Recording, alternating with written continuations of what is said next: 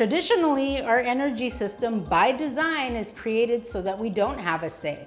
That's it. You get a bill every month. In California, we have community choice energy policies designed to create public agencies that replace the corporate utilities. There's more accountability.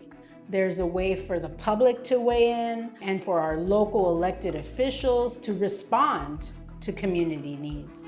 When I heard that $15 million of ratepayer money was going to be given to put their name on an asthma center in a local hospital, I was outraged. I want to tell you a story about how we win in holding public agencies accountable.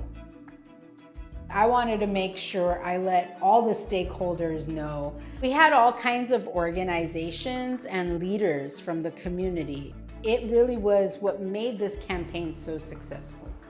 We were able to redirect the narrative in saying, hey, we're not opposed to the hospital or the charity or the fact that they're treating children. What we're opposed to is using our ratepayer money for something that's out of scope of the mission of this agency.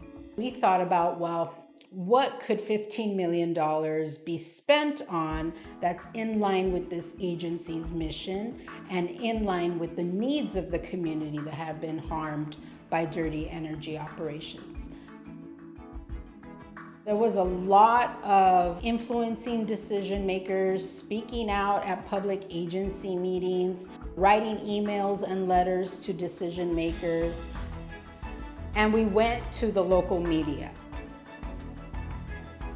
A public records request divulged the fact that the decision to give the $15 million to the hospital actually happened behind closed doors. And the decision itself came from the CEO, who had a child who was treated at the very hospital. The fact that the agency staff stacked comments in favor of the proposal really showed us that public agencies can act like corporations. Our alliance consisted of a large organization, and they used those resources to leverage their legal power and send a letter to the agency outlining why this proposal was illegal.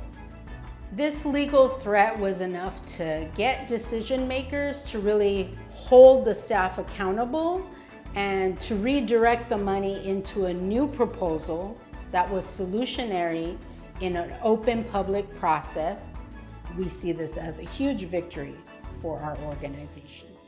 When we advocate for solutions for our communities, it requires decision makers to also take action. That is what energy democracy is.